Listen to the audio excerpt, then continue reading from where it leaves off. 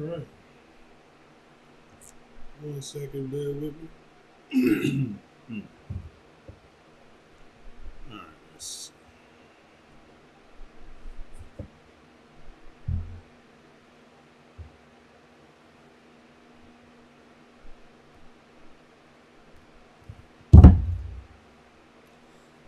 All right.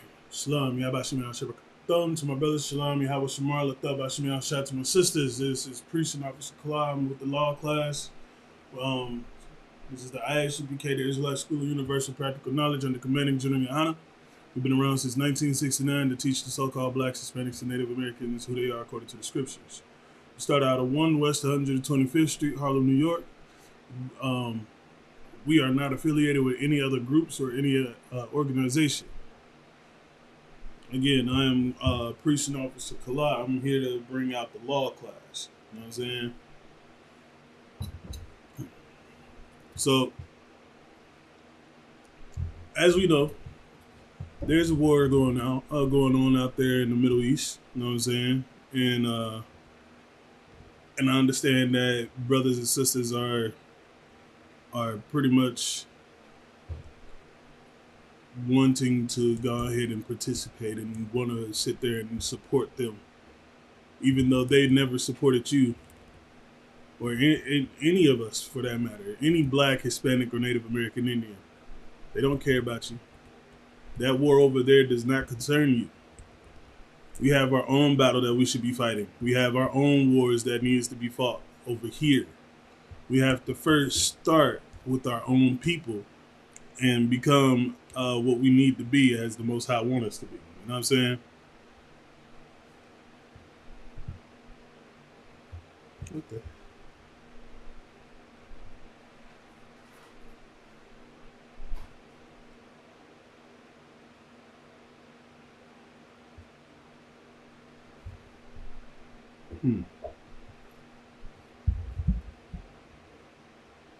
It's like bear with me.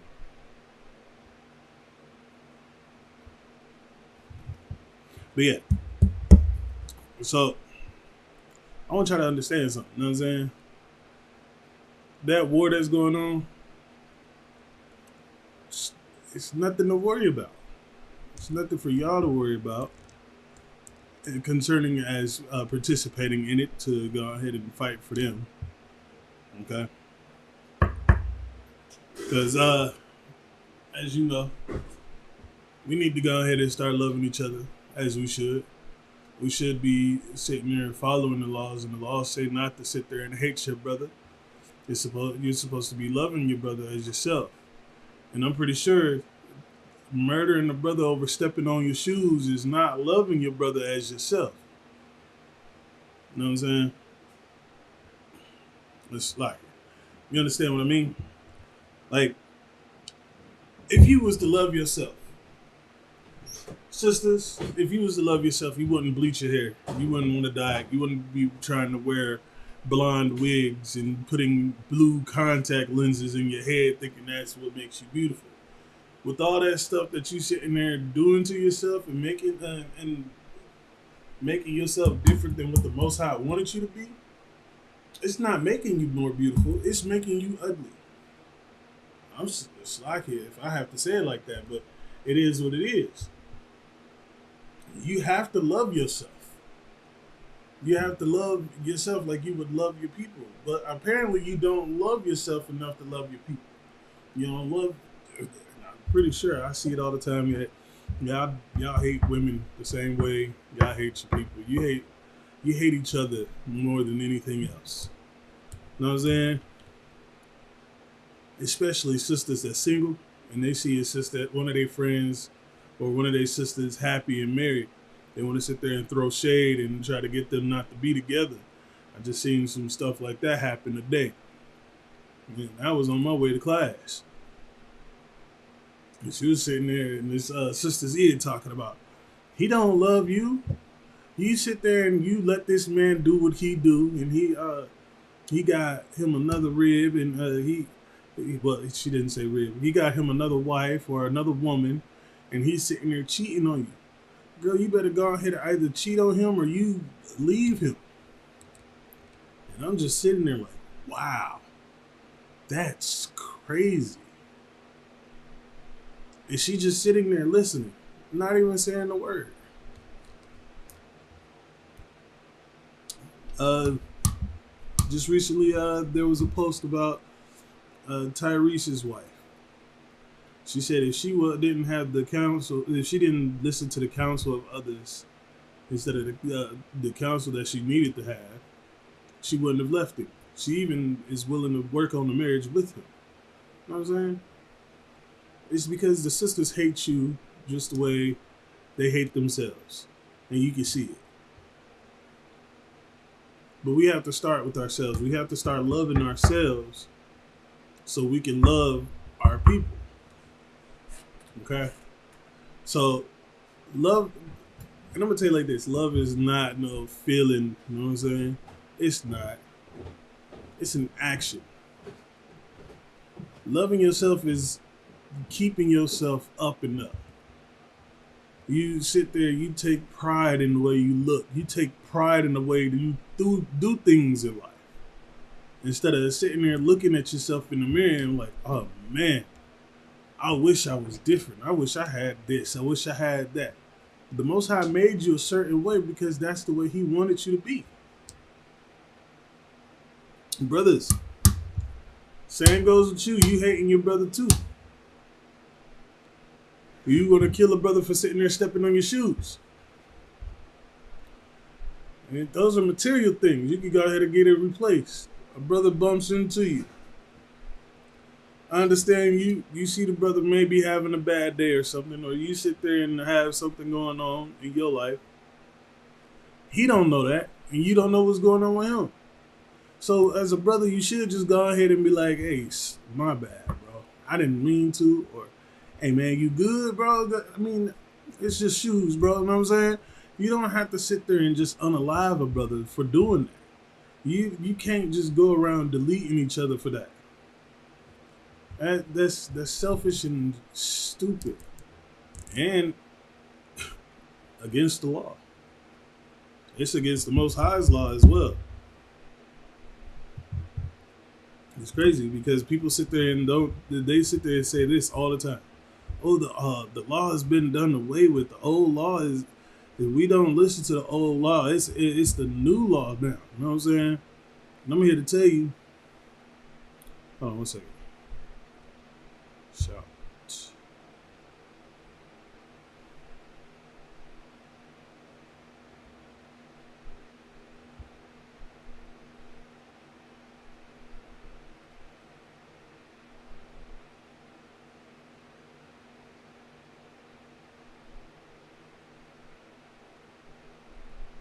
So it's in the Old Testament, in the book of Exodus, chapter 20, verse 13, plain as day, thou shalt not kill.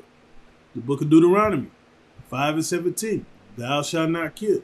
See, our people have to understand that we are hard-headed people because he had to sit there and say this multiple times, and we still not getting it right. We still not listening. You know what I'm saying? And for those who sit there and say that the old law has been done away with and we only follow the new law. Even in the new law where it says in Matthew 5 and 21, ye have heard that it was said by them of old time. You just heard that in Deuteronomy and Exodus. You know what I'm saying? Back in the day, the olden days, the older cats sat there and spit it out for you. They spit it so you can understand it. They said it plain and simple. Plain as day. Don't kill. Thou shalt not kill. Don't kill. They don't.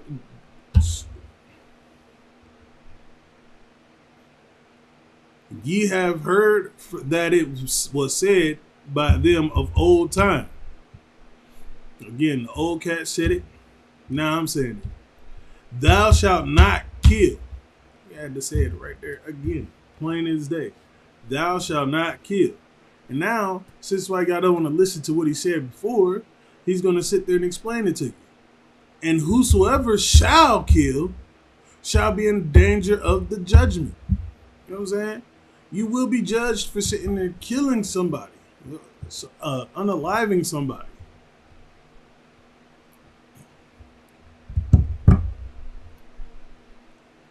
And I'm gonna tell you like this: Black, Hispanic, and Native American man, killing your brother or killing your sister, it's like unaliving brothers and sisters. It don't make you cool. It makes you weak. You know what I'm saying? It makes you weak. Why? Because all you had to do is just sit there and hash it out, like talk it out with the brother or talk it out with the sister. You know what I'm saying? That's all you had to do is just talk it out. You ain't have to resort to violence. You ain't have to sit there and pull out the pole and sit there and do the person. You know what I'm saying? You ain't have to do all that. All you had to do is just say, hey, slag it, bro. Or, excuse me, my bad, man. I ain't mean to do that. Or, hey, you good, bro? You look like you're having a bad day. If you got a problem, bro, we could just talk it out.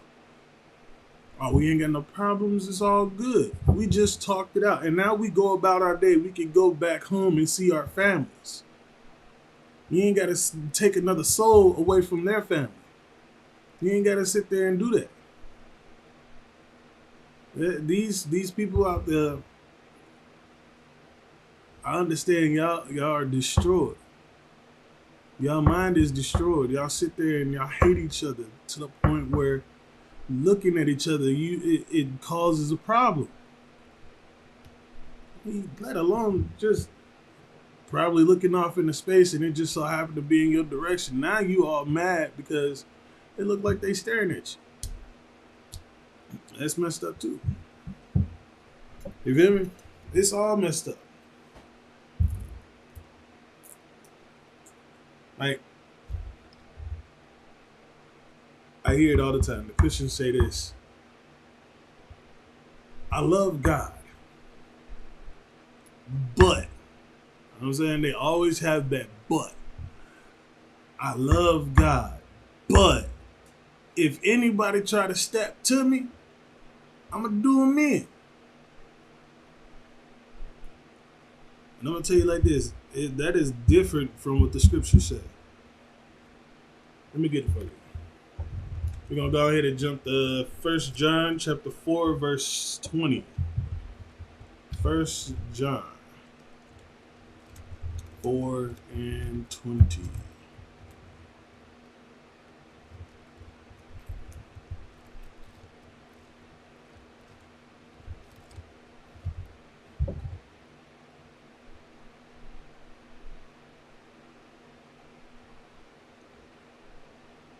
Bear with me.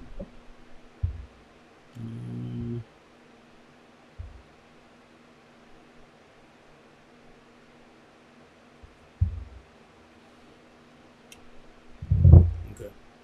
Again, if anybody sit there and say that they love God but they hate their brothers or their sisters, I'll tell you like this: scriptures say that they don't love God the way they say they do. They don't.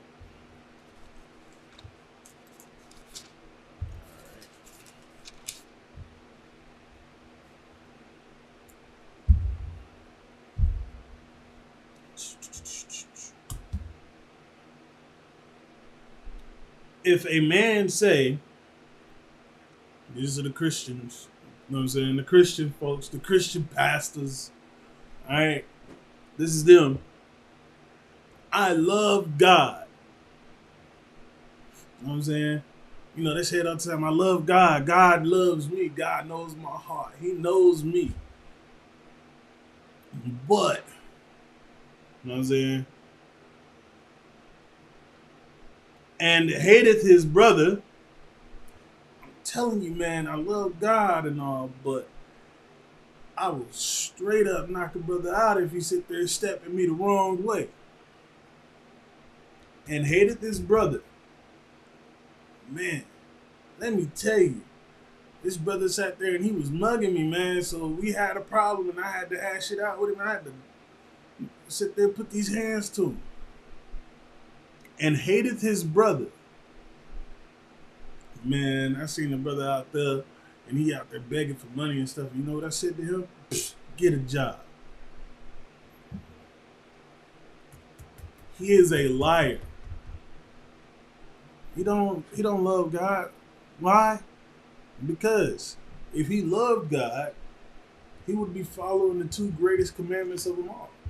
He'd be sitting there following the law the way that the law has been told. He wouldn't be telling you that the old law has been done away with. He'd sit there and be following the law anyway.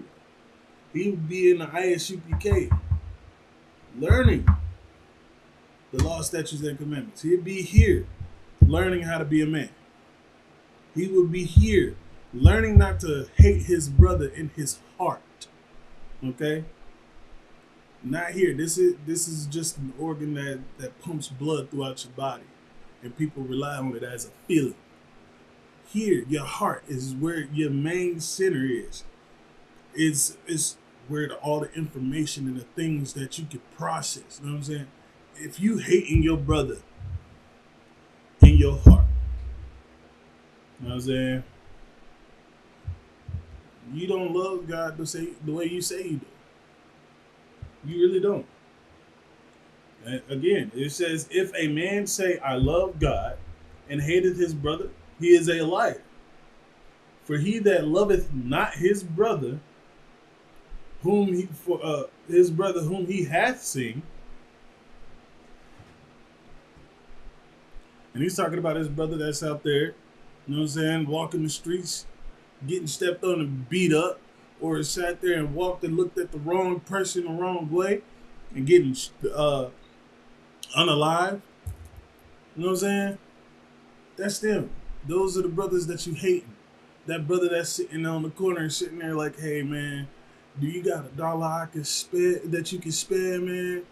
I mean, I'm just trying to get me something to eat. You know what I'm saying?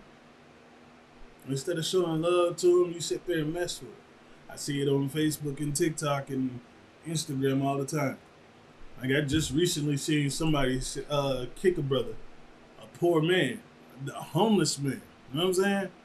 Just kicked him out the way and told him get a job, and he spit on him. And had the nerve to record the whole video of him doing it. It's ridiculous. And people were starting to sit there and put this stuff on Instagram and TikTok and all type of stuff. When you got to record yourself to make you seem like you actually doing the righteous deed, when you should be just doing it out of the kindness of your heart.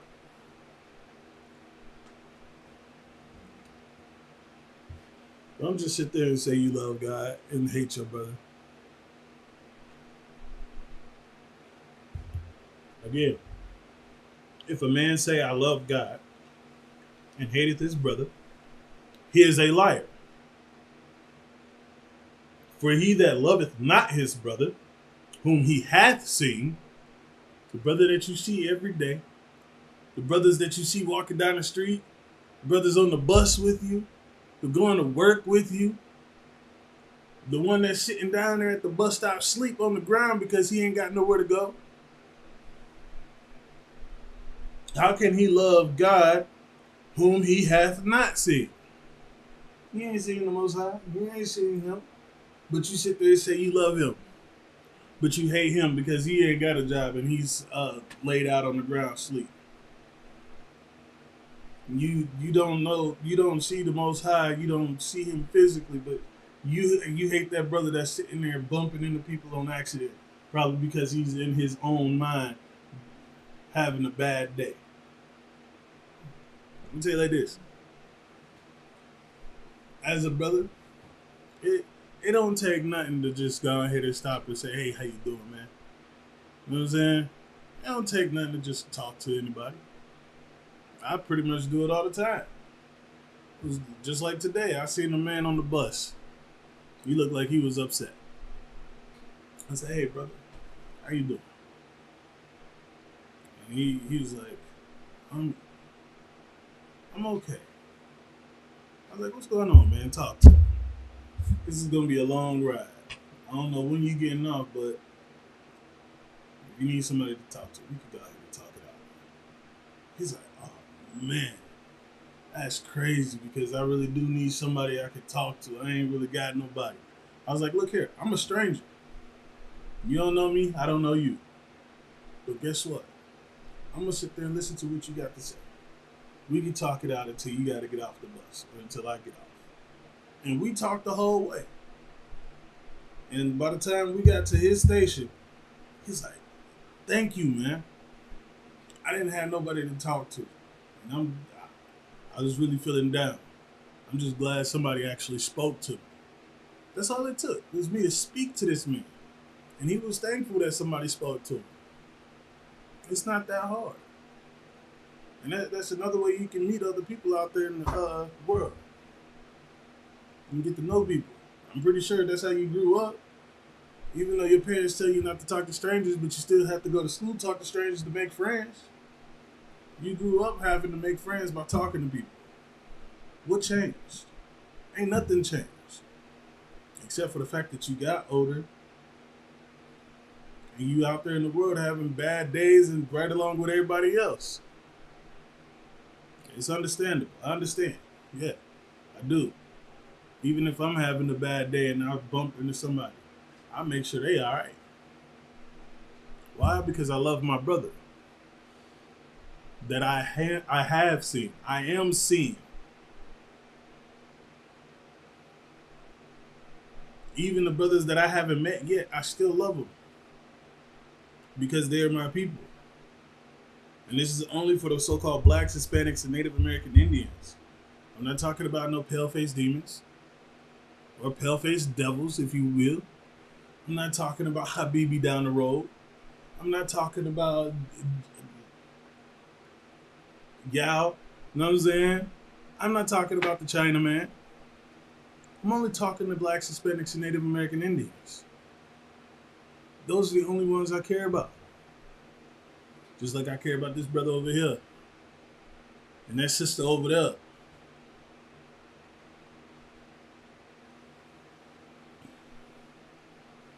But I'm going to tell you something. In the book of 2 Samuel, we're going to go ahead to the book of 2 Samuel. Let me make sure that's all on 1 John.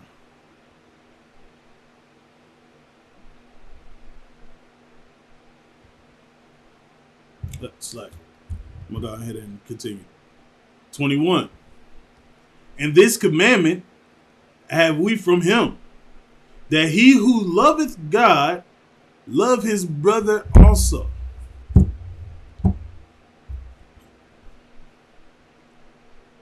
He gave us the two greatest commandments. Let me get that for you. Because if you don't understand what this one is, I'm pretty sure if I bring out the two greatest commandments, you would definitely understand this. If you love God, you would love your brother. If you love your brother, then we know you love the Most High. Because you should be loving your brother as you love yourself. And I understand that brothers and sisters are looking in the mirror and not seeing anything of worth and of value.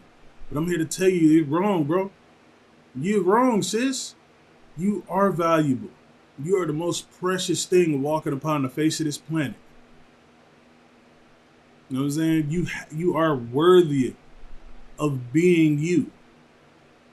You have your own worth, your own value. It's far greater than gold and rubies. You're far more valuable than anything else. You gotta understand that. Trust me, I used to have a hard time understanding that too. Like, dang, what's the point? Nobody cares. I'm going through some things. Nobody cares. You know what I'm saying? That's how I used to look at it. Nobody cares. So why? What's the point? What is there for me? We care. The Isupk, the Israelite School of Universal Practical Knowledge, we care. Because if we didn't care, we wouldn't be out here teaching the so-called blacks, Hispanics, and Native American Indian people. We wouldn't be telling you that you are special people, that you are a holy people. You know what I'm saying?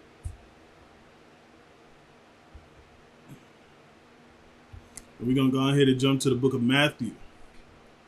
22 and verse 36.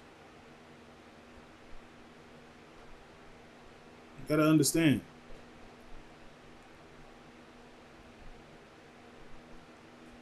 (22, 36).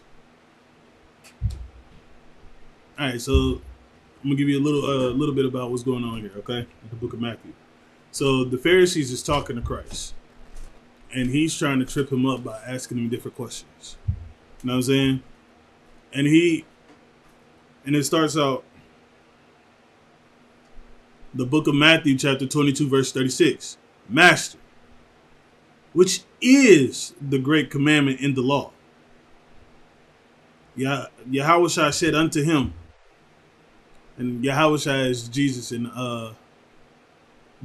Hebrew, in the Lashon Kodash, which in English means holy tongue. It says, Yahushua said unto him, thou shalt love the Lord thy power with all thy heart, and with all thy soul, and with all thy mind. He's saying the first commandment is to love the Most High with all of your being. You know what I'm saying? Everything that you are, you should be loving the Most High.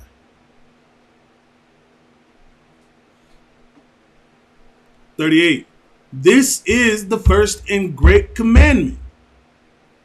It's the first and great commandment. To love the Most High. And I'm going to tell you like this. To love something is not a feeling. It's an action. You know what I'm saying? Love is an action. It's not a feeling that you feel when you're with someone or when you care about someone. It's not. Love is an action. Love is something that you do for someone. Love is, say you're in a relationship with somebody. Love is keeping yourselves together. You know what I'm saying? Love is doing the things that a man needs to provide for his household, to provide for his family. That is love.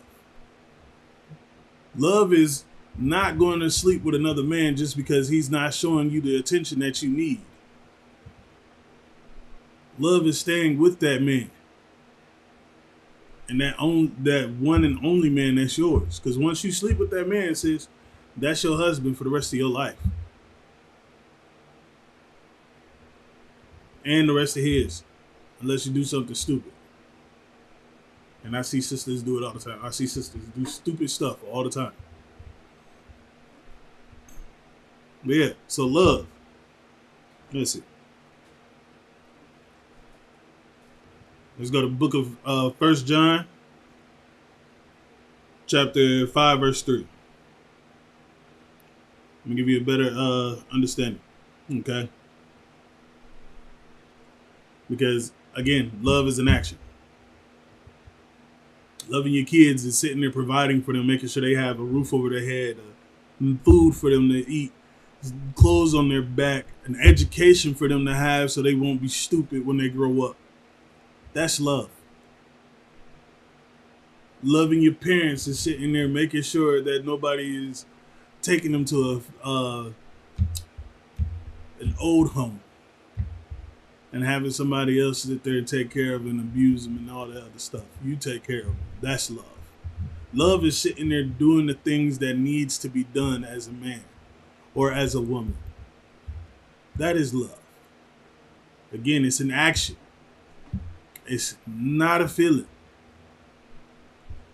You may have compassion and you trust in everything towards that person. But if you love that person and truly love them, you will be doing for them. That is love. The book of 1 John, chapter 5, verse 3. For this is the love of God. See? This is the love of God. That we keep his commandments. Again, this is the love of God. This is the love. This is what love is. For the Most High, this is the love that you will have for the Most High. that we keep his commandments.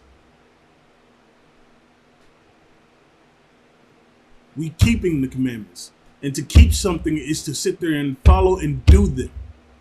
That is keeping the commandments. You love the Most High with all your being. You would be keeping the commandments. You would be following the law.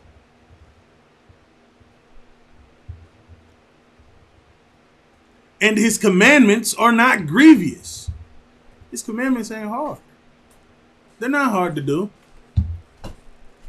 It's just something simple as not killing your brother or sister. Women's not sitting there trying to rule over your husband. Men rule over your household as a man should.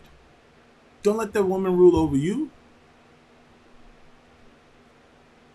That's what keeping his commandments is doing. Wearing fringes on your clothes. Coming to class, first off. Let me go ahead and correct that. Coming to class and learning the law, statutes, and commandments. You come into class and you learn that, got your foot in the door. You got your foot there.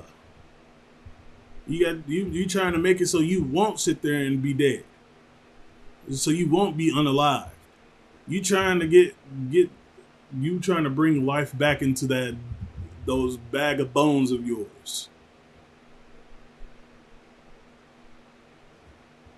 I don't know. I don't see how. I don't know. I don't understand how it's been sit there and taught since 1969, and people don't want to hear it, even though the things that's brought out by the UPK are coming true every day, and you see it. Because I know I see it. If I see it, I know you see it. It's coming true. But you still want to sit there and go against what we're telling you that the Most High is saying in the Bible. We're not reading this out of our own mouths. We're reading it straight from the book. We're giving you what the law says. We're giving you what it's telling you that's going to happen. We're giving you everything that you need so you can live. We're trying to breathe breath onto those bag of bones of yours. I'm trying my best not to say like unalived bodies and stuff. But you got to understand, we do what we do because we love y'all. That's how the priests show their love to the people.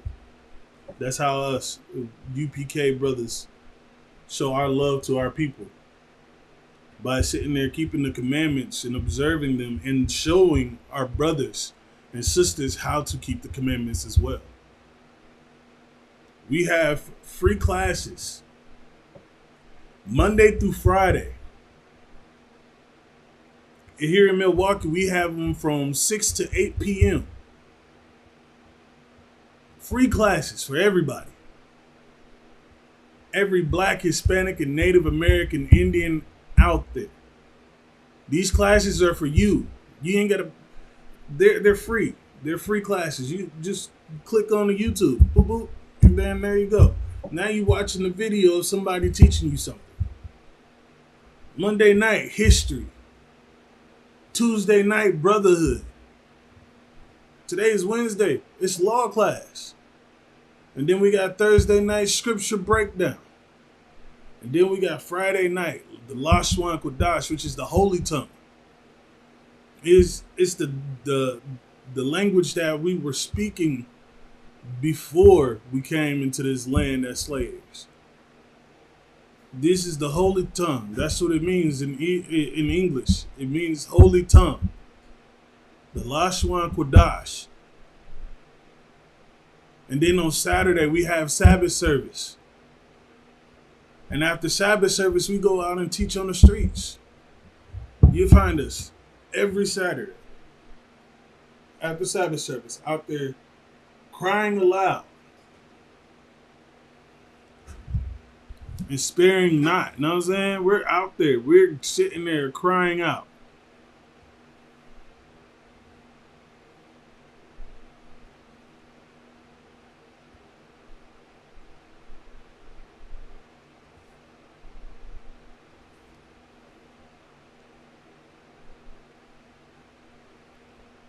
Slide. 1 second.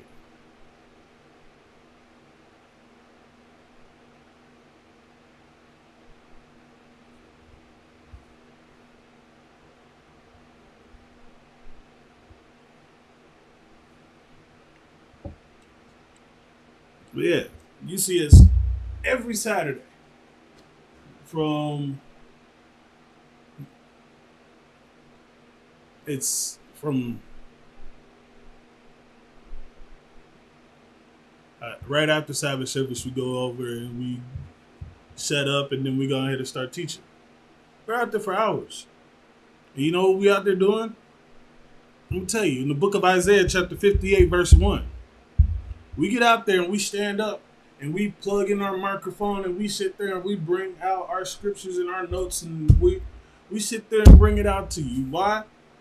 Because the scriptures say to cry aloud and spare not. It says, cry aloud, spare not. Lift up thy voice like a trumpet. You know what I'm saying? Make it so it can be heard. Make it loud enough so it can cause you to turn your head. Make a distraction for you to look.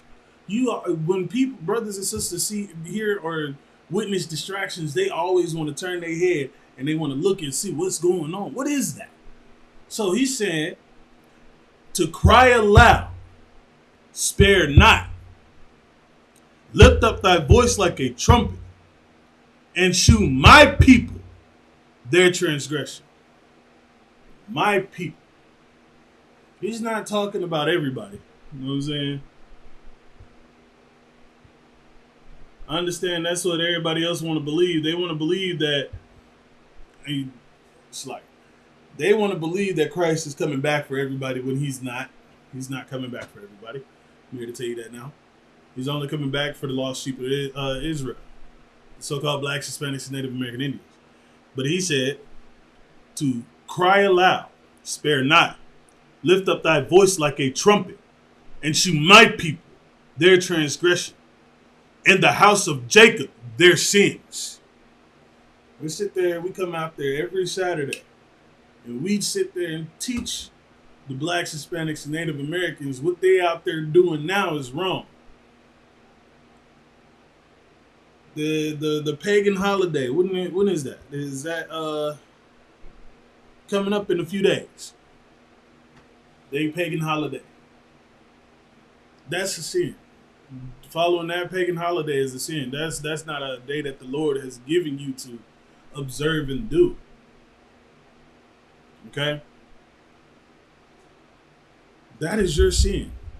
Following that pagan holiday. Going out there smoking weed, smoking cigarettes, doing dumb stuff. You know what I'm saying? Unaliving each other, selling your sisters and abusing the kids and teaching our kids to have an alternative lifestyle. Not letting them grow up as children and learning the law. You know what I'm saying? These are y'all sins.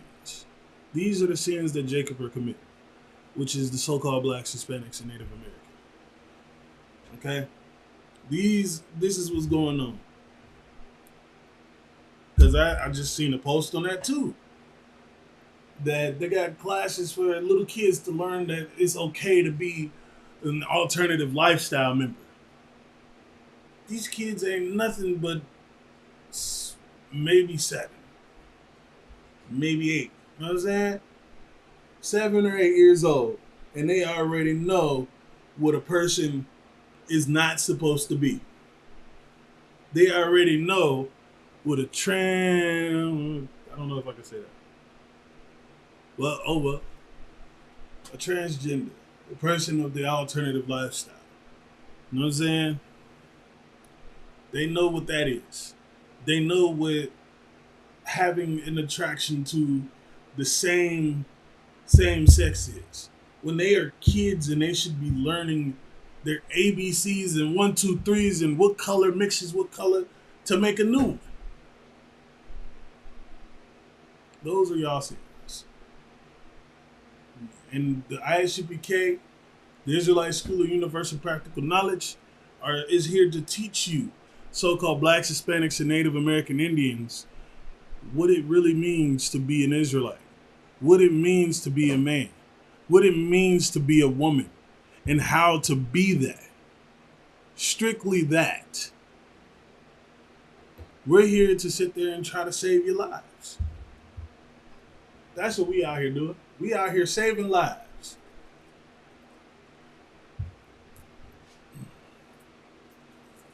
By sitting there showing their sins, we out there saving.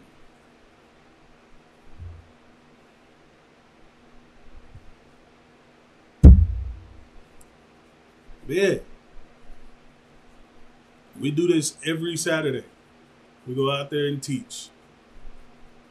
Teach on the streets.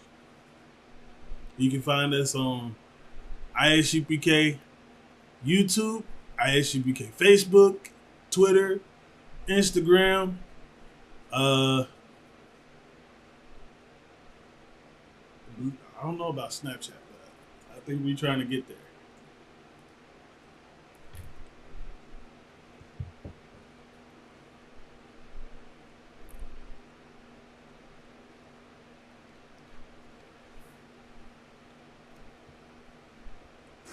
But these two great commandments, the only people that have, the only people that need to follow is the so-called blacks, Hispanics, and Native American Indians. I'm gonna go ahead and get to the book of 2 Samuel.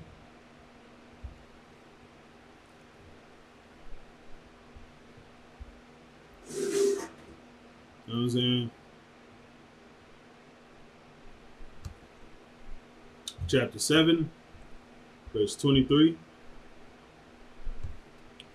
It says, "And what one nation in the earth is like thy people?" What nation out there, can you point out any other nation that is like the so-called blacks, Hispanics, and Native American Indians? Can you point out anybody else that are better than the Israelites? Can you show me anybody that's better than my people?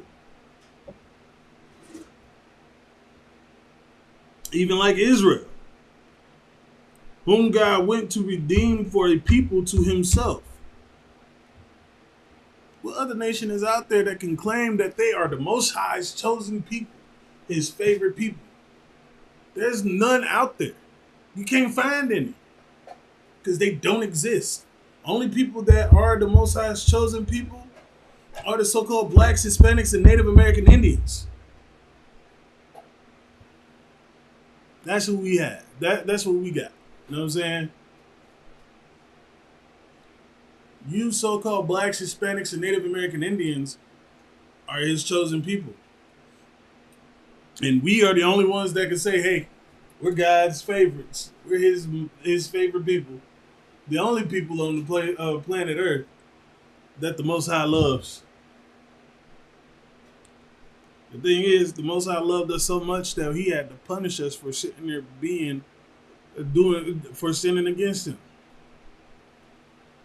Us in this situation that we in now is not, we can't blame anybody else but ourselves because we sat there and went against the Most High. We wasn't listening. We was disobeying.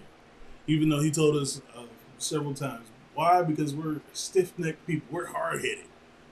It's to the point where even afterwards, we still have to be told multiple times, over and over and over again, the same thing. Like I just brought out 3 times that the Bible says, thou shalt not kill. It even had the point where Christ had to speak and say, thou shalt not kill.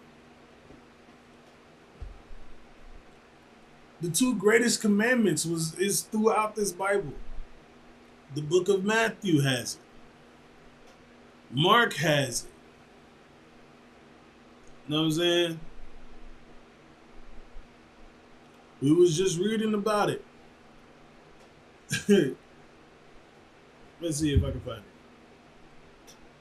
it. And in the book of 1 John chapter 4, verse 20, it was going over the 2 greatest commandments. Loving your brother and loving the Most High power with all thy being, and then loving your brother. Here is saying that if you don't love your brother, you don't love Christ. Yahweh, you don't love God. It says it right there. If the first book of 1 John chapter 4 verse 20, if a man say I love God and hateth his brother, he is a liar. For he that loveth not his brother whom he hath seen, how can he love God whom he hath not seen? The two greatest commandments: love the Most High with all thy power, love thy neighbor as thyself. Same thing, just worded differently. It's been repeated over and over and over again, to the point where I'm pretty sure that all of it is repetition. All of it.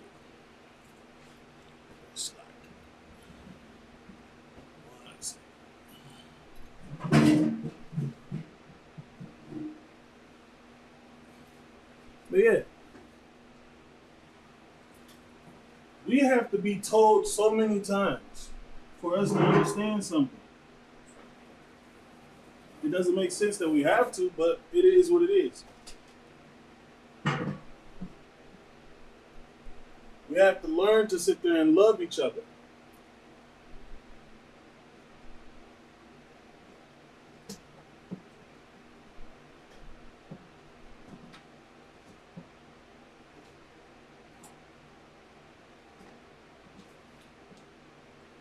For us to sit there and get the kingdom, for Christ to come back, for him to sit there and save us, we have to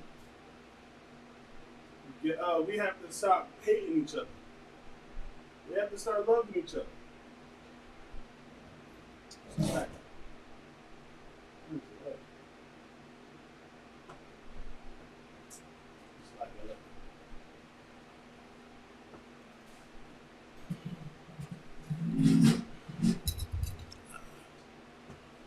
It's like, do forgive me.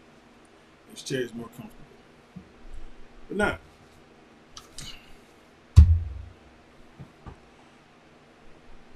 He has to sit there and tell us multiple times. Multiple times.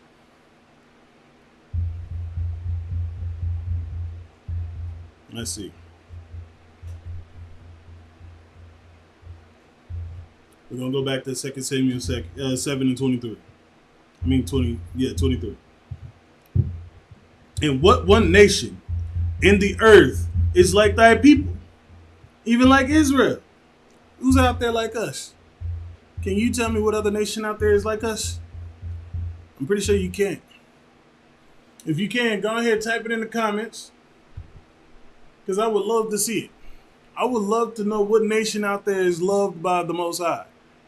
And if you can prove it in these scriptures, that'd be much obliged. You know what I'm saying? The comments are open. Go ahead and show me. Let's see. Whom God went to redeem for a people to himself, and to make him a name, and to do for you great things and terrible.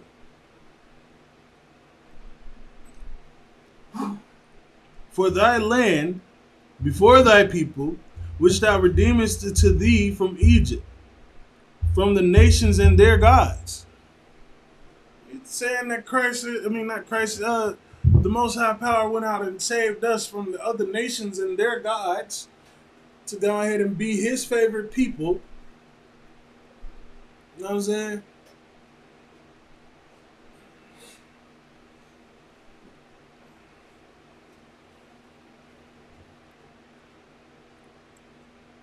He's out there saving us from bondage, saving us from slavery, rescuing us from other people's gods.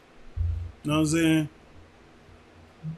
Because when I was in the world, when I wasn't in the truth, they told me that this stringy-haired white devil The word devil means deceiver. You know what I'm saying? Because that is exactly what the so-called oppressor is a deceiver, a liar, a deceiver. Someone that deceive you every day to think you're free when you're not. They be whispering sweet things into your ears and making it sound so good that they making you go against the law anyway. Like, hey, it's okay for you to live that lifestyle. It's okay for you to go ahead and unalive your brother. It's okay. It was in self-defense. He deserved it. Yeah, we go ahead and we gonna legalize paraphernalia and all types of other things out there. We're gonna go ahead and legalize pedophilia. Yeah, you can do that too, man, if you like. That's what they want you to believe. They want you to believe that it's okay for you to do the things that the Most High tell you not to do, and they're getting good at it. They're getting really good at it. Let's see.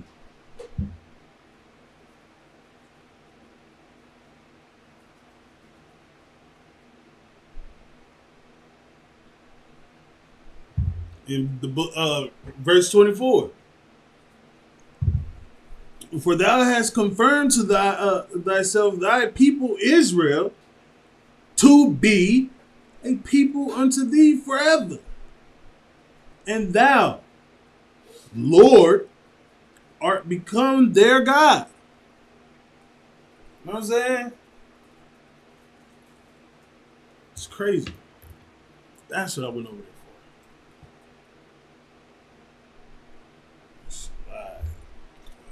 That's exactly what I went over there for.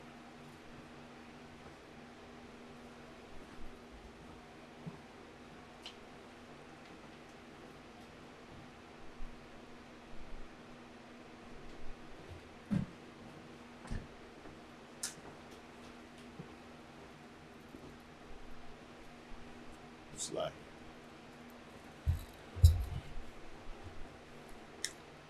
man, that is making my mouth dry.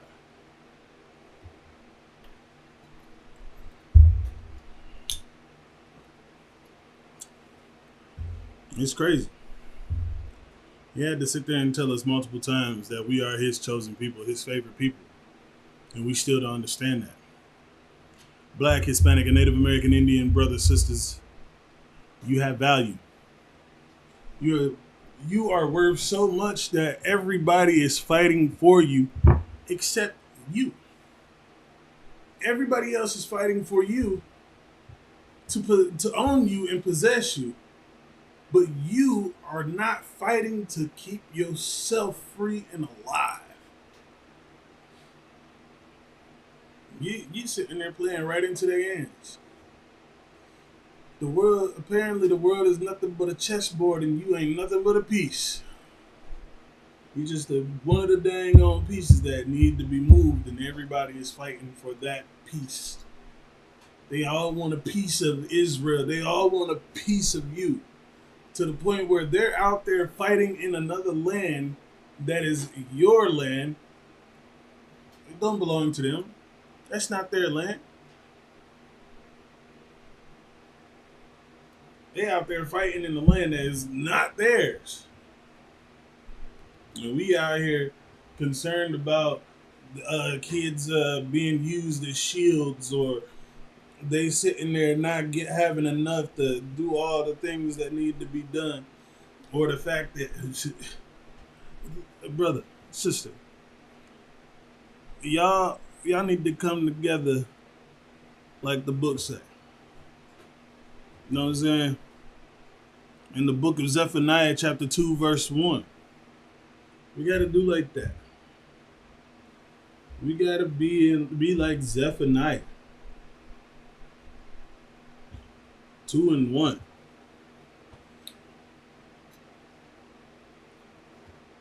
Gather yourselves together. Yea, gather together, O nation not desired. Nation not desired. Man, that's cold. The scripture we just read before that.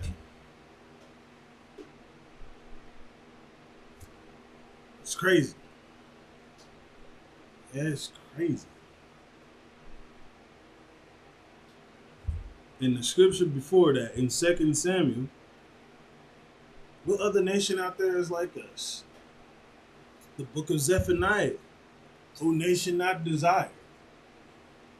We are a nation that's not desired. We are undesirables.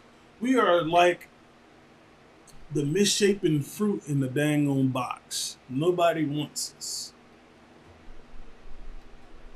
But right here, Most High wants us. He wants us to do something for him, and that is to gather yourselves together. Gather together. O nation not desired. We have to get together as a people. We have to go back to being one. You know what I'm saying? And for us to do that, and for us to be the people that the Most High want us to be, is not unaliving each other and following the two greatest commandments. We're going to get that in the book of Mark, chapter 12, verse 30. And you know what? I'm going to go ahead and read from 29.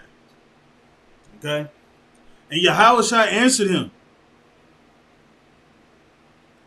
the first of all the commandments is, hear, O Israel, the Lord our God is one Lord. And thou shalt, 30, and thou shalt love the Lord thy God with all thy heart, and with all thy soul, and with all thy mind, and with all thy strength. This is the first commandment. And the second is like, namely this: thou shalt love thy neighbor as thyself. There is none other commandment greater than these. He just sat there and said this in Matthew. He just said that in Matthew. Christ just said that to the Pharisees. He just sat there and told that to them. Hey, look, these are the two greatest ones. And for us to become the Most High's favorite people again, I mean, not his favorite people again, we are still his favorite people. If we want to get back into his good graces and sit there and have the kingdom and be the dang on nation that it's supposed to be, the most powerful nation on this planet, we have to sit there and do Zephaniah 2:1. We have to be like Zephaniah. We supposed to be out there gathering together. Yea, gather together, O nation not desired. I mean, if I was to sit there and be told that I was a nation that wasn't desired, I would go and find where I am desired, where I am needed, where I am wanted. I don't want to sit there and go after somebody that don't want me. I'm pretty sure you so-called blacks, Hispanics, and Native Americans are feeling the same way. Because even if you was in a relationship and somebody was like, I don't want you, I ain't need you, you know what's going to happen? They're going to leave and go find somebody that wants and needs them. We are people that want to be needed. We are people that needs to be wanted. And for us to do that, we have to gather together. We have to get back to one nation, the most powerful nation upon this planet. Stop being dumb and stupid. Stop being sissies. Be a man. Put down the weed. Put down the drugs. Come into the ISUPK, the Israelite School of Universal Practical Knowledge. Come in and learn to be the man that you should be. And stop being the punk that you are now. Sisters, stop trying to rule your husbands. You was never meant to rule over a household. You can't get the protection and guidance that you need if you sitting there trying to rule over the man that's supposed to be protecting you. Come in. Just like I told the brothers, come into the school. Come into Isupk. Learn to be a woman. Learn not to try to rule over that man. Learn to let that man be the man that he wants to be. And us men, we're very simple creatures. We would like to rule over our house and sit there and do the things to protect our families. Do the things like run the household like the way we were meant to be. It's programmed in our DNA. It's our being, our entirety. We would serve the Most High and sit there and lead our house into something strong and prosperous. That's what we want to do. That's all we want to do. Am I wrong? That's all we want to do. We want to live and rule over our house. That's it. That's it. I just want to be like, hey, look, hey, baby, come here. This is what needs to happen. This, and this. No sweat. You and your friends want to go out. Make sure you call me when you get there. And then when you get home, you sit there and let me know. I may be at the slave. You know what I'm saying? It's not simple. It's simple. It's not hard to do. But the women sit there and they want to say, they want to be like, nah, I don't need that. That sounds like you too controlling or some other crap. I'm telling you, man, that's not crap. That's just him being him. I'm pretty sure brothers is experiencing that right now. They come home from work and they don't want to be dealing with a loudmouth dragon. They want to sit there and deal with a woman that's, hey, babe, I know you had a long day. I got you some food. Hey, the game in there if you want to play or you want to sit down and we can go ahead and I got your shower. I mean, you're going to take your shower or anything, you know what I'm saying? Be a helpmate to your husband. Don't be another battle that he has to battle when he get home. Let him come home and rest. It says that our women slag it. Let me go ahead and get that.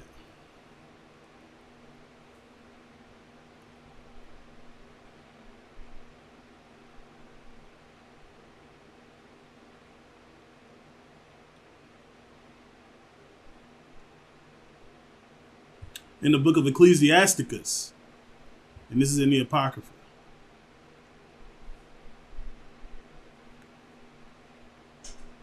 In the book of Ecclesiasticus 36-24. He that getteth a wife beginneth a possession. Again, that's why I was saying a man will sit there and rule over his home because that is programmed in him.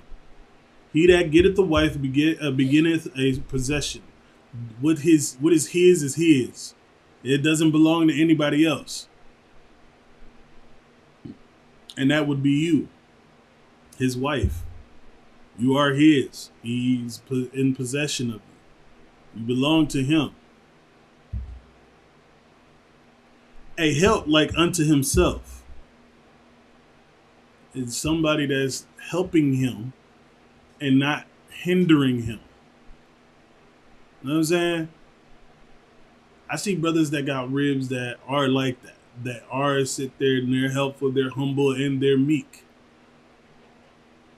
You know what I'm saying? They sit there and make sure that their husband they have the rest that they need. They don't have to come in and battle them as well. You know what I'm saying?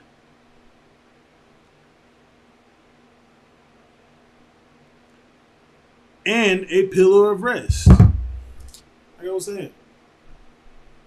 Man, when I come home, he don't want to sit there and be like, man, I gotta come home and argue with her. That's the first thing they think of when they gotta go home to you. Man, when I get there, we gonna start. And I really don't want to start. You get on the phone, just don't start, man. You know what I'm saying?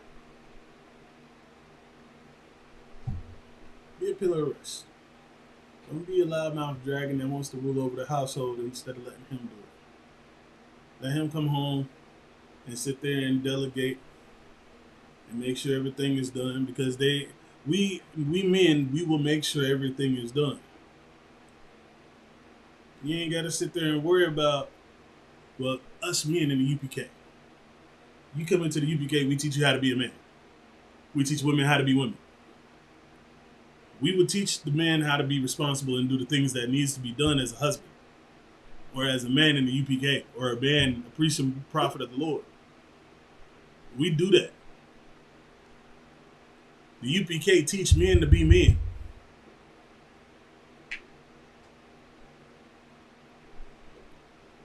We just want our rest. That's it. Just rest.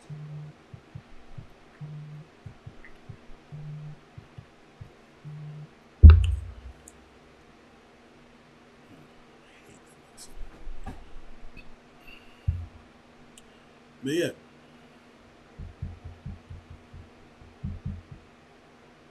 Again, we as a people need to be gathering together. We don't need to be sitting there fighting each other, unaliving each other, abusing our women, or abusing the children in a different kind of way than what you think. Like if you have a problem with a brother, it's best to go talk to that brother. Hey man, I got a problem, bro. What's going on? Hey, you offended me, or hey man, you bumped into me, or hey man, you stepped on my shoes. And the brother, all he should be doing is saying, "My bad, slide," or "My bad, excuse me, I didn't mean to. I had a whole bunch of stuff on my mind," or "I didn't even know that I stepped on your shoe," or "I bumped into you. I do apologize." All he has to do is just talk it out and apologize and be brothers again. Instead of just pulling out the dang on pole and sitting there letting off and the whole block is messed up. We don't need that. What we need is to go ahead and fight the battles that's here in our nation, our own people. And start by loving ourselves first off. We have to first start off by loving ourselves. What we see in the mirror every day, we supposed to love that. Take care of yourself. Be proud of who you are. Take pride in the things that you do and who you are. Wake up in the morning, go to the bathroom, like shh. I sit there and remember the Book of Solomon. The Book of Solomon is my favorite of all. You know what I'm saying? The Songs of Solomon. Not Wisdom of Solomon. Songs of Solomon.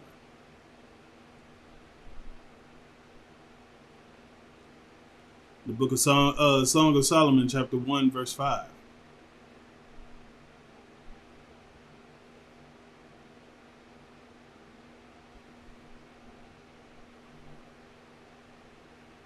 Slack. The Book of Songs of Solomon, 1 and 5. I am black, but comely. Those are my favorite two things to say in the morning. I am black and beautiful. Damn, look at me. Look at me. You know what I'm saying? That's how I look myself in the mirror. I look at myself like, yeah, I am beautiful. But I'm gonna tell you like this: to other people, I may seem like I'm ugly, but hey, to me, I'm beautiful. You know what I'm saying?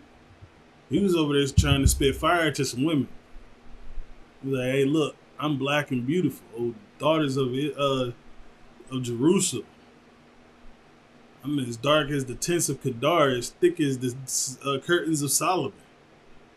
You know what I'm saying? I'm black and you know what I'm saying? What's happening?" He's over there spitting fire. I was in the mirror just sitting there talking that I am the shit. Excuse the language. I am who I am and I am the man. I know you see it on TikTok or something like that. You're like, I'm a man. I'm a beautiful black man. Strong, healthy black man. You know what I'm saying? We sit there and we encourage ourselves in the mirror in the morning. It ain't nothing wrong with that. But you got to sit there and keep doing that. Go ahead and take pride in who you are. And then go ahead and keep doing that throughout the day. Then try to lift up somebody else. Try to lift up another brother. Go talk to him.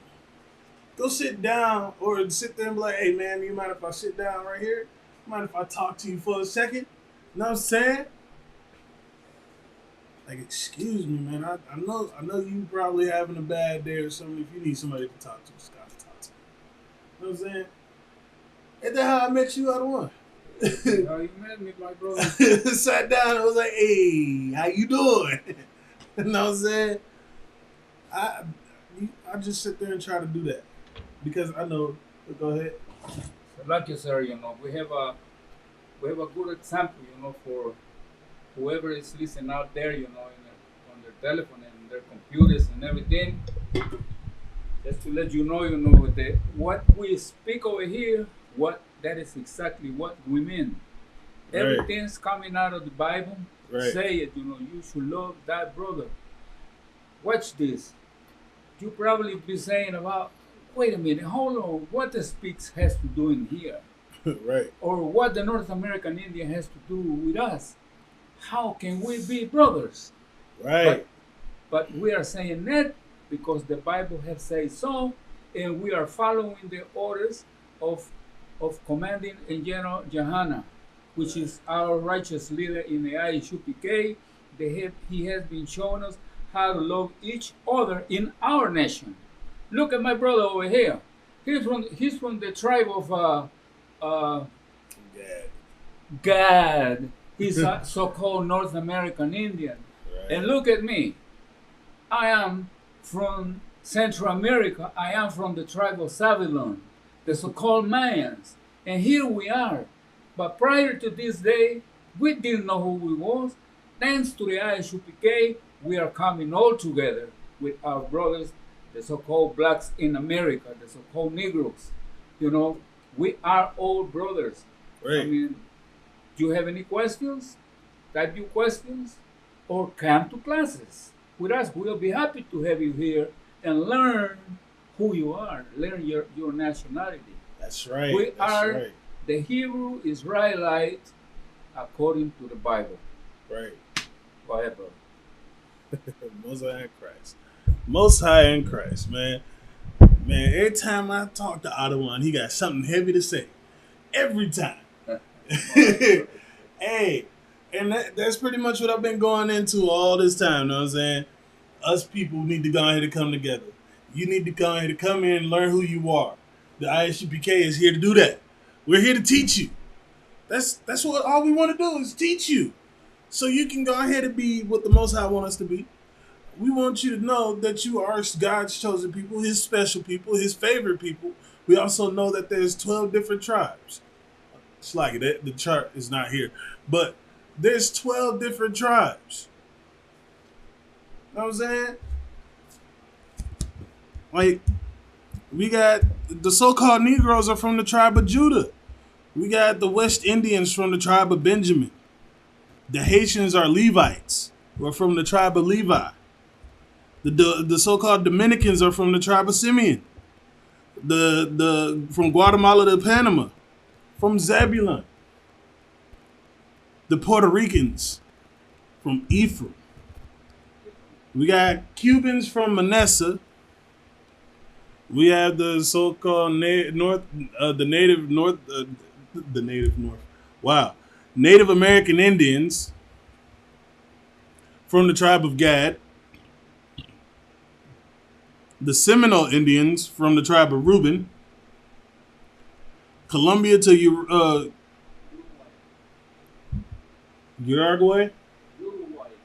Uruguay is from the tribe of Asher. Argentina to Chile is Naphtali. And then you got the so-called Mexicans is from the tribe of Issachar. Those 12 tribes, those people, those nations that I just sat there and named, you're all one nation, to be honest. The 12 tribes, you're all tribes that belong to one nation. And you in the world believe that y'all are different nationalities when you're not. The hatred that you have towards your brother and sister is not supposed to be existing. It's something that was forced upon you through generations of slaughter, through generations of brainwashing and hatred implanting into you. Because we were all people of one nation before we would sit there and brought in on ships and to be bond men and bond women. And to be bond men and bond women is to be enslaved by oppressor. They sat there and they said that you was a free man, you a free woman, you no longer slaves. But the whole Constitution is not changed, even though that was made before you was free. You know what I'm saying? They still think of you as less than a human. You're 3/4 of a man. I wish I had that right there. I need to go ahead and get that other one. They don't think of you as a human. They don't think of you as a man. You're 3/5. Good man.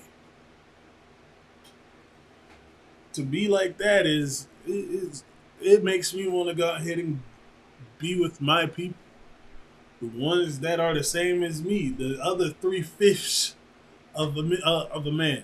I'm gonna go ahead and be with them, the so-called blacks, Hispanics, and Native Americans, the nation that's not desired, all the 12 tribes that's on the planet, or that's not desired by anybody else. I'm gonna be with them. They should be with me. They should be with him. You know what I'm saying? We're all together. We're all in that same boat. Even though we came in different periods and different boats, but we still one people. We still one nation.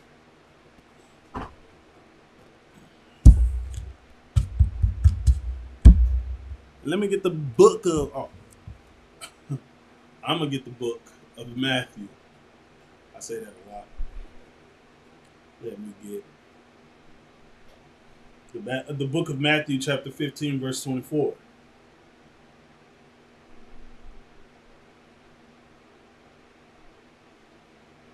The same thing that Christ said. You know what I'm saying? The ISUPK, the Israelite School of Universal Practical Knowledge, under commanding General Yohana. Same as Christ said. And same as what Christ did. In the book of Matthew, chapter 15, verse 24. But he answered and said, I am not sent but unto the lost sheep of the house of Israel. Christ is not sent but unto the lost sheep of Israel.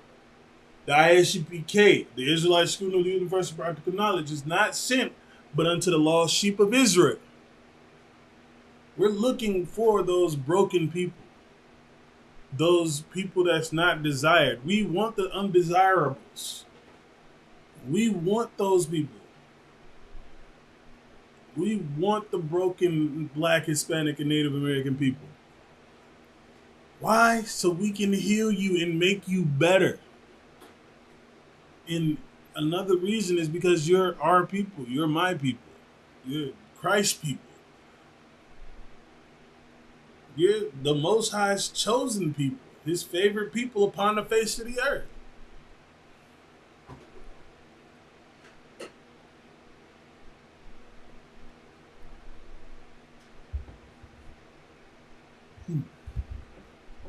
It's like,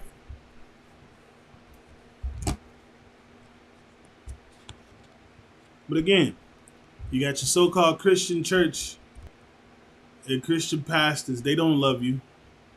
They don't. They don't love you, so-called blacks, Hispanics, and Native American Indian people. They don't. They pretty much doing the same thing the so-called pale-faced devils are. They're telling you that they are. but all they really love is the money that's in your pockets. They want you to go ahead and fund the private plane that they have, the Rolls Royce or Bentley that they own. They want you to pay for the mansions, those shopping sprees, those hookers, or those the things that they do. They want you to pay for that. But they willing to sit there and tell you in your face, I love God. God knows I do. God knows my heart. God knows me. He knows if I'm doing wrong, that's because he knew that I was going to do it. And I have to come in and pray that the Lord forgives me. That's how they go sit there and start off their sermon in church. And I'm telling you like this, that Christ came down with the law to go ahead and enforce it. He came down to enforce the law. He didn't come to get rid of it. He came to enforce it. He didn't want to change anything of it. He came and was enforcing it, making it so.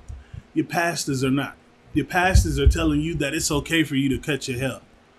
It's the simplest of the simple of the laws. Not to cut your hair. I mean, not to mar the four corners of your head. Like getting the line up. You know what I'm saying? So-called blacks, Hispanics, and Native Americans. Don't shave your face. Grow your beard out. Because I'm going to tell you like this. Even without the law, you look weird. Without the law, you cutting your beard, you look weird. I remember one time I walked over to my dad's house. This man done shaved all of this off. And I'm so used to seeing him with a full face full of beard. You know what I'm saying? He shaved it off. I was like, ooh, Lord, please don't let that happen ever again. He's like, why? I was like, you look like you would go and pick up little children in a white van. He's like, you trying to call me? I was like, yes. Yes, I am. You look weird. Don't ever do it. You don't look manly anymore. You look sissified. The same thing that they trying to do now. The alternative lifestyle is trying to make you sissies. Make you sissified. They even changed your orientation to cisgendered. You see how crazy and sus that sounds? You're sissied. You're sissified. You know what I'm saying? It's crazy. It really is. But I'm telling you, love your brother as you love yourself. Again, for you to do that, you have to love yourself first. And you have to do that. That's an action. Follow through, love yourself. Do the things that make yourself loved, okay? If you even have to go out and buy yourself dinner, do it. Make yourself feel special. You know what I'm saying? At least you love yourself. I'm pretty sure if I was to ask Ottawa if he loved himself, he'd say yes. I have to say it. Hey, ain't nobody's forcing you. Hey, look, nobody's forcing you, Ottawa. But hey, look, I'm going to tell you like this. If I had it, I'd be out there probably at Olive Garden with a glass of wine and a pot of, a bowl of chicken puttanesca, something like that. Or a bowl of gnocchi. Or a bowl of chicken parmesan. You know what I'm saying? Or my favorite, the lawful carbonara. You know what I'm saying? If you don't know what that is, instead of using pork, I use beef bacon. Beef pieces. Mm-hmm. And I sit there and drink me a glass of Moscato. Why? Because I want to make myself, I feel nice. You know what I'm saying? I love me. Just like you should love you. Okay? Again, that action, I mean, that word is an action word, not a feeling word. So, carrying yourself a certain way, doing the work of the Lord, going about yourself, is how you love the Most High. And doing these things that the Most High want us to do is not hard. It's not. It's pretty easy. To the point where it was told that it was really easy. And if you take for granted what the Bible is saying, well, if you take for granted what the ISUPK is saying, just understand and know that we are not speaking out of our own mouths. We're reading from the scriptures. Now, again, loving yourself is what's going to come first, because you have to love your neighbor as yourself. Let's see.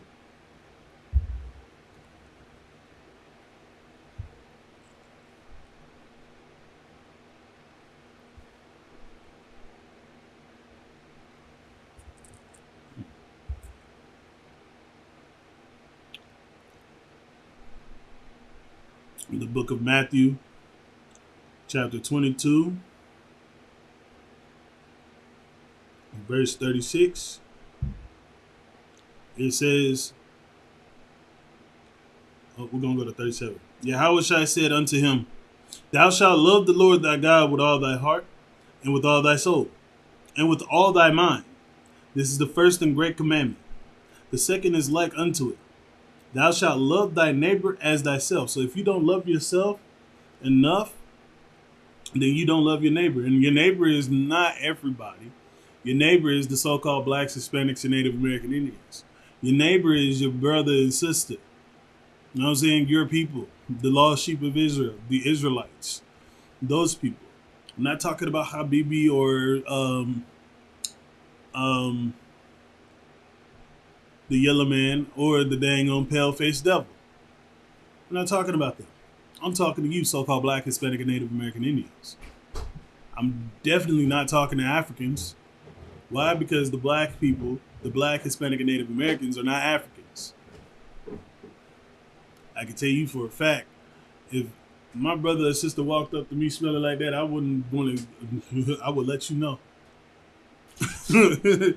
And they do the weirdest things. They sit there and drink urine from a cow. They believe the cow is God. They all types of other weird stuff. You know what I'm saying? Maybe I want to see you black, Hispanic, and Native Americans. You so-called black man and woman claim that y'all African. I don't see y'all walking around with y'all neck stretched out with all those golden rings. I don't see y'all out there with plates in y'all lips or in y'all ears with the markings of somebody stabbing your foreheads, and now you got all types of bumps like a basketball. I don't see that. We are not the same as them. And they hate you with a passion. When they say black people sold black people, no. Africans sold black people. That's what happened.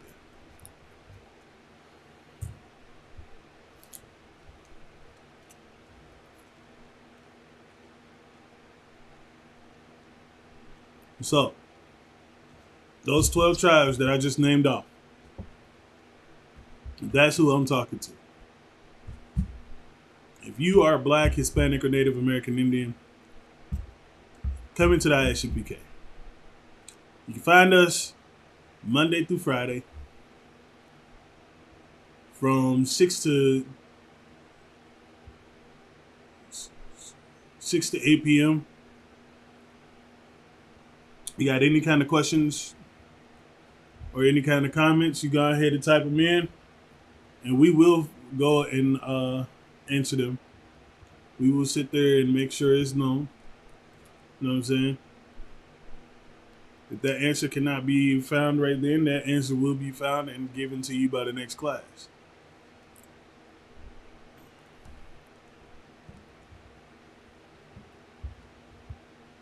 But yeah.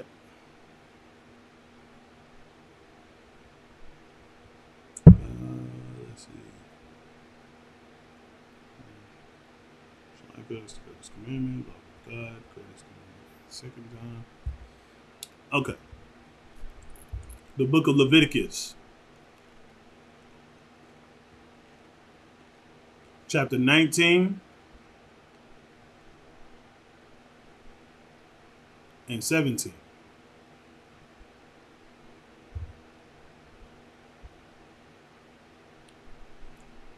In the book of Leviticus, chapter 19, verse 17, it says, "Thou shalt not hate thy brother in thine heart." So to hate thy brother in your heart, again, your heart is your mind. It's not here. Your heart is what you think with. You can't think with your heart. This is what just pumps blood throughout your body. This right here is what you need. This is what you think with. This is what you know what to say with. If you sit there and look at your brother and you hate him for no reason, like he bumped you for the dang on stepping on a shoe, or you bumped into him, or he just having a bad day, and you don't like the way he looking at you, in your mind, you probably like, this N-word. Are you serious? You have that much hate for anybody that you can't even just walk away from a little bump? And the sad part is, the Black, Hispanic, and Native American Indians, y'all gotta understand that we are so much alike, it ain't even funny. We are so much alike. If you stare at anybody, any Black, Hispanic, or Native American Indian, if y'all was to have a problem and somebody just staring at you, you all get to do the same thing. What you looking at? You got a problem? And then you want to sit there and fight. And then when that other person backs down and walk away, you think that they are weak.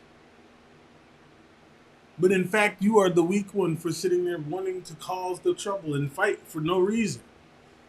I think the reason for you wanting to fight is for somebody to actually knock you out. Lay you out on the ground. Have you sleeping right next to the homeless dude down the street?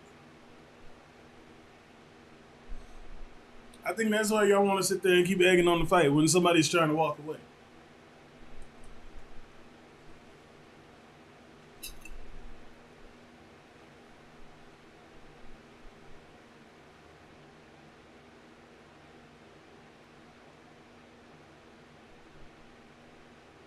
Thou shalt not hate thy brother in thine heart. You shouldn't think to hate your brother. You shouldn't be quick to hate your brother. You know what I'm saying? Again, the two greatest commandments. The second one, love your neighbor as yourself. So not hating your brother is to love him. Thou shalt in any wise rebuke thy neighbor, and to rebuke someone is to correct them when they are wrong, to steer them in the right way. You know what I'm saying? If you correct the brother for sitting there, or it's not really like that. It's like confronting the brother or talking to the brother and say, "Hey, Salahi, you bumped into me." That's addressing the issue. That's letting it be known that, hey, I feel offended that you sat there and bumped against me for no reason.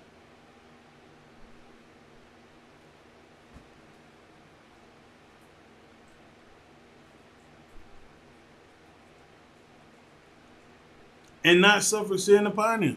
So now you sit there and you sit there and help him out, and you're not sinning because you don't hate him anymore. You don't have any hatred for him, and now he doesn't have hatred for you because y'all done sat there and talked it out.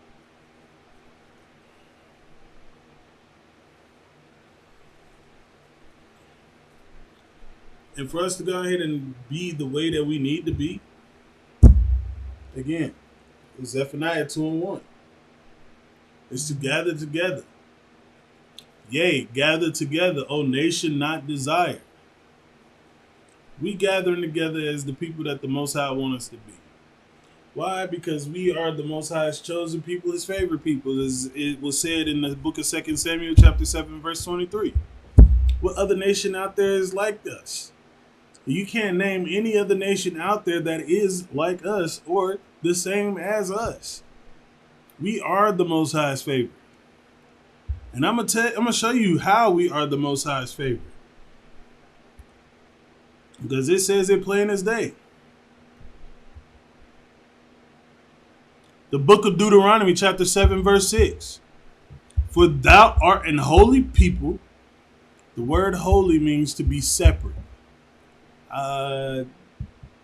We'll get the 1 second. Give me a second. Let's grab this underpant right quick.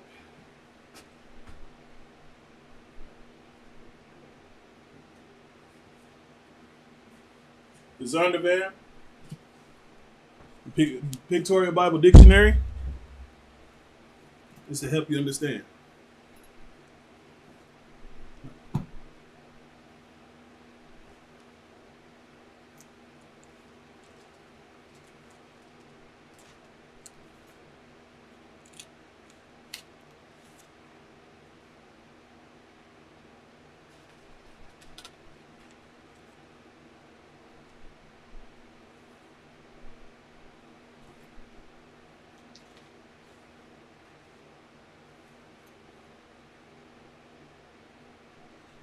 All right, so holiness or holy usually translate words derived from a Hebrew root word, kodash, and Greek, hag.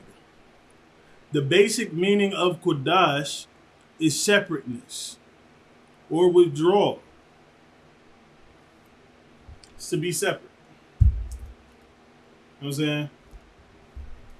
For thou art an holy people, for thou art a separate people.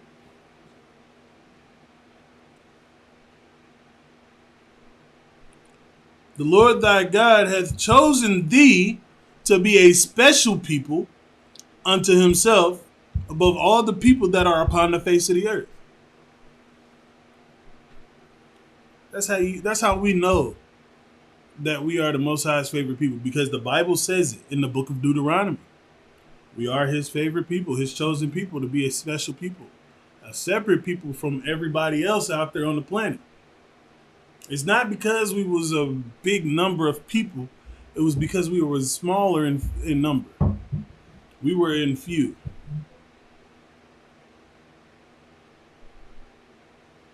It's like,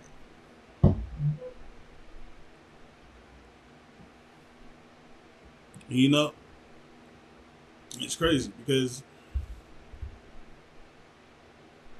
now you so-called blacks, Hispanics, and Native American Indians, you get to go and stand in the mirror, look at yourself,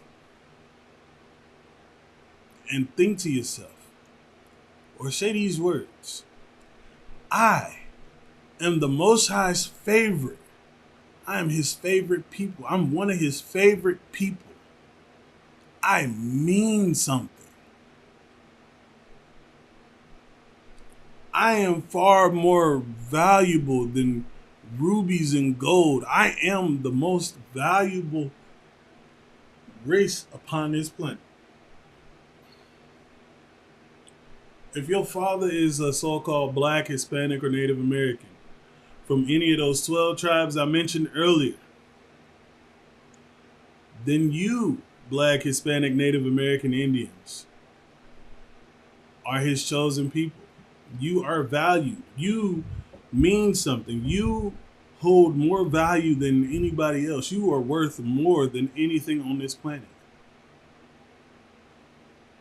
You can't find anything else in this planet that's valued more than you are. To the Most High, you are the most valuable thing. Anybody else says otherwise, they're lying to you. They don't want you to know that. They want you to go ahead and continue being like the book of Hosea, chapter 4 and 6.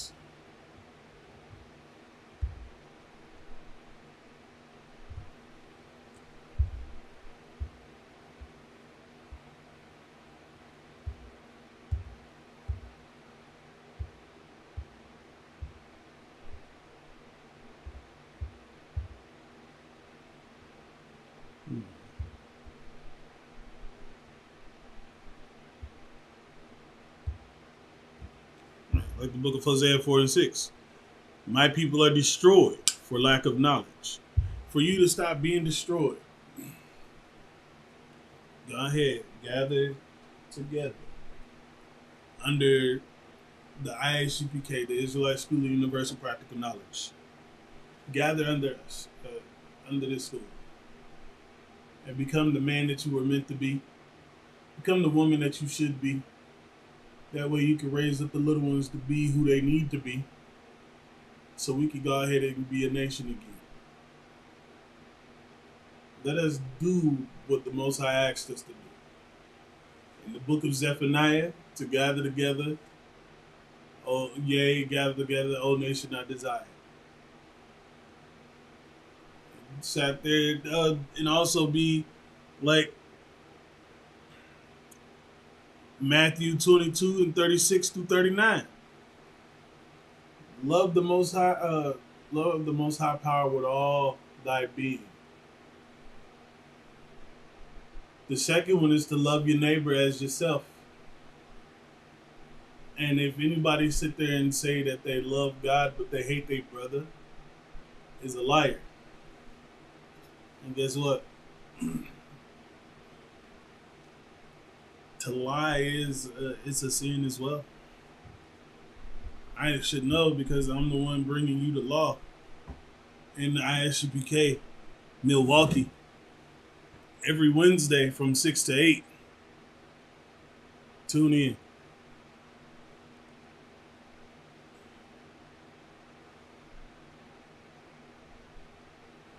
Yeah, let me go ahead and get 1 John 3 and 15. It's a lie. I'm going to get 1 John 3 and 15.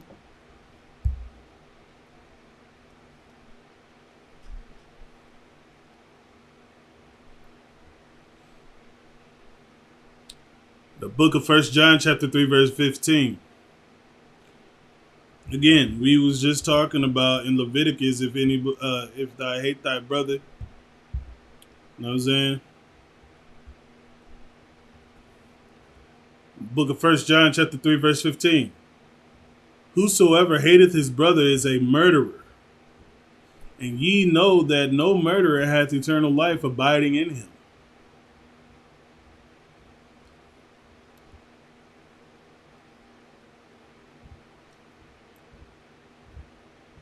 It's crazy. That's heavy. Because I want you to understand.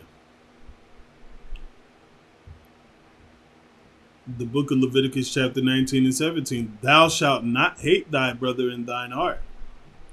So it's saying that you shouldn't be hating your brother anyway.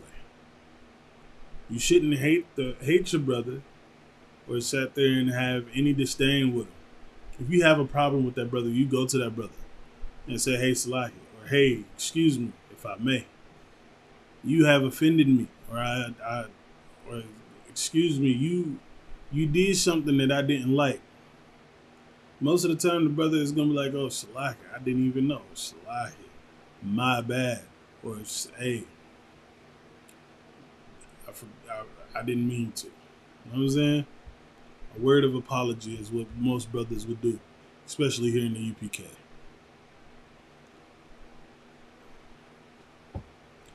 But if you, even though it says don't hate your brother, but you still have hatred for your brother,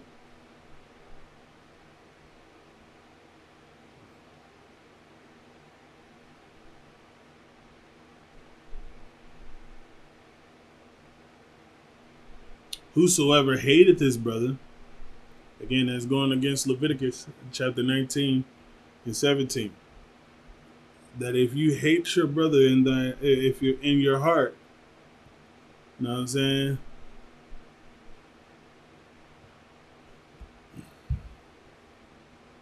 If you hate your brother in your heart and you go and talk to him, but you still have that hatred for him,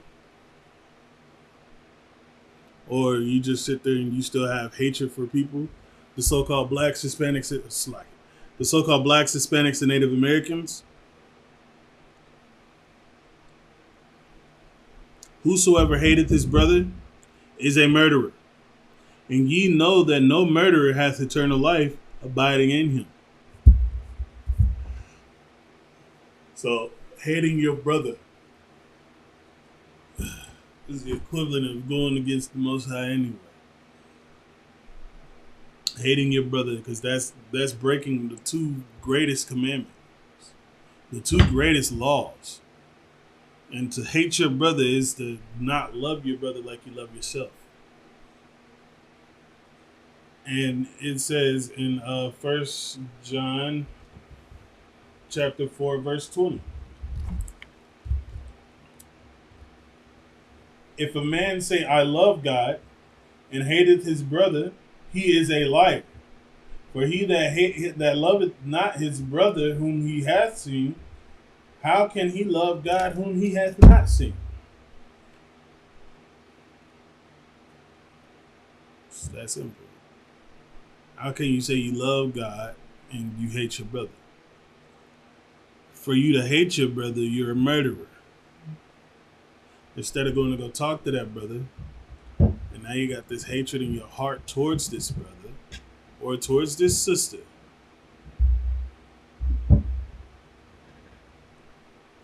Whosoever hateth his brother is a murderer. That goes for the sisters too. And ye know that no murderer hath eternal life abiding in him. So no, that's a major no. You know what I'm saying? When you love your brother and yourself, that's like, or be labeled as a murderer. You know?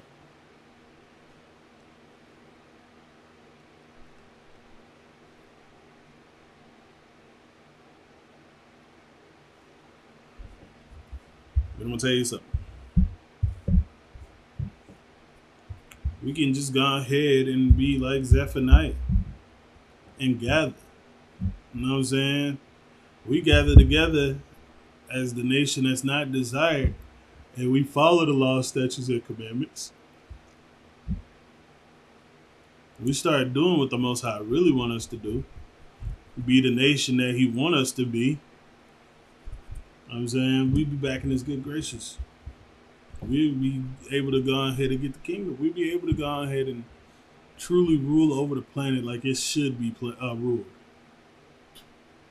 Because the scriptures say that when the wicked rule, the earth mourneth.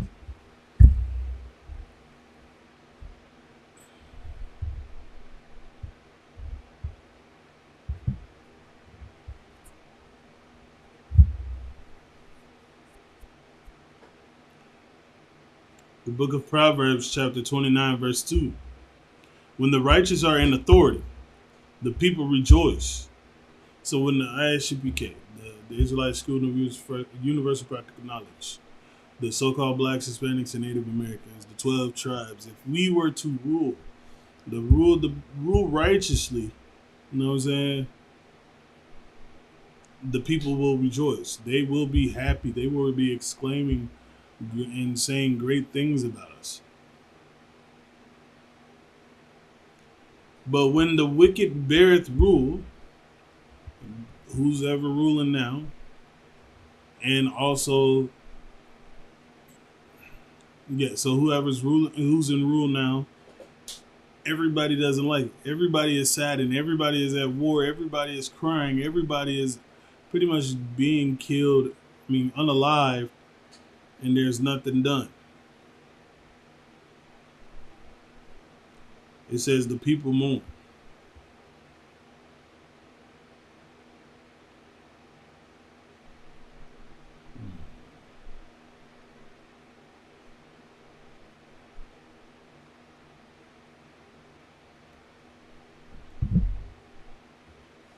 Let's see.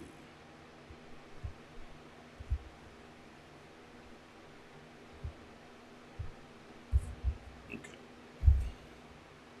Oh. I did forget. You always forget it. Right?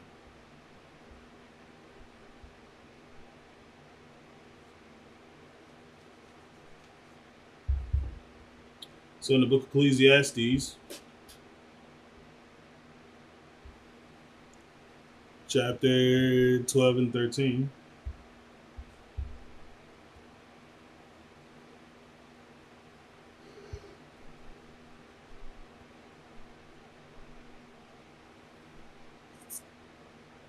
We get to hear the conclusion. The book of Ecclesiastes, chapter 12 and verse 13. Let us hear the conclusion of the whole matter. Fear God and keep his commandments, for this is the whole duty of man. So, the fear of the Most High and keep his commandments.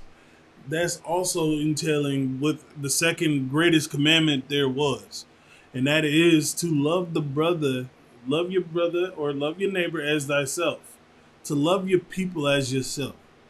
Ain't nothing wrong with going to go sit down and have a conversation with a black, Hispanic, or Native American man, woman on the the bus, the church.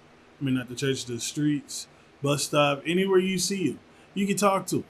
Just talk to him. I've talked to several people. I even had a brother tell me that he was on his way home to do the most despicable thing I have ever heard, and that was to unalive himself. He said if I didn't come and talk to him, he was actually planning on going home to do that. It was sad to hear and sad to see, but he was pretty much glad he met me. I was glad that I got to talk to the brother. He ain't really need anything except just somebody to talk to. That's all it takes. Is somebody to talk to. You know what I'm saying? That's all we need. Is somebody to talk to. Damn it. It's like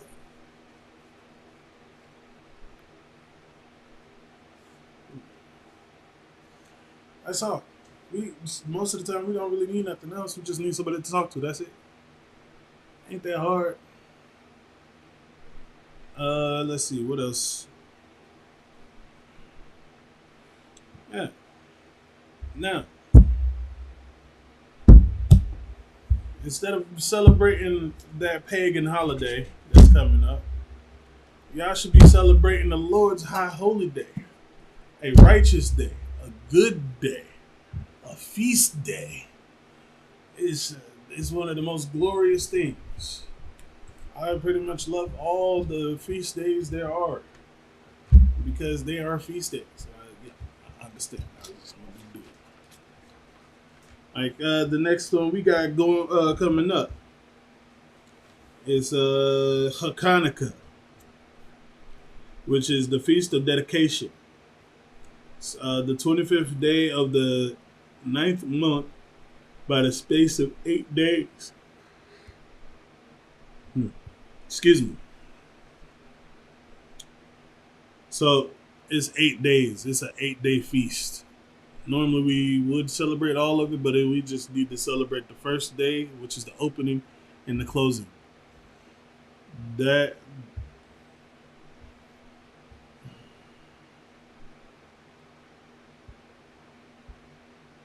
let's see. It's like it's a little blurry. Right. So again, the 25th day of the 9th month by the space of 8 days. It's Thursday the 7th, December 7th, 2023 for 8 days. You can find that in the book of First Maccabees, 52 through 61. And then after that, we got the Feast of Purim, the Purim. It's the 14th day and the 15th day of the 12th month. Thursday, 22nd, February, and Friday, the 23rd of February, 2024. You can look us up on Isupk, the Israelite School of Universal Practical Knowledge, or www.isupk.com. You can find our YouTube channel as Isupk Milwaukee, or you can find a school nearest you and just look it up by your state. Just type in Isupk and then either what state you're in or what city you're in, and it should pop up. If not, you can always tune in to class Monday through Friday. And we have Sabbath service at 12 in the from 10 to 12.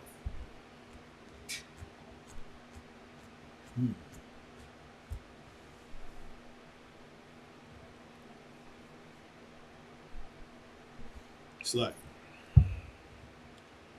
we also have again that Houston cookout is coming up November 23rd through the 26th. Then we got Operation Reservation coming up. It's the third annual Operation Reservation. It's November 4th. It's at the Neil Pitt Pavilion. We also have the Lord's Passover, the 55th annual Passover coming up in Durham, North Carolina, April 20th. Be there, be square. You know what I'm saying? If you want to be a new trooper in the school, make sure you wear all black, headbands, scarves, shirts, pants, and shoes, boots. Women come in, make sure your head is wrapped in the proper way. If you need transportation, call and the school will provide it. Tithes, which is Ma'ashra, which is 10th in Hebrew. You can find that in the book of Malachi. It's 10% of any increase that the Lord gives you. You should be paying. Pay that 10%. You know what I'm saying? We have priest funds. If you can donate the priest fund, any amount that you would. It's not mandatory. It's just something that would be nice, a nice gesture for it. With that, that's my time. Shalom.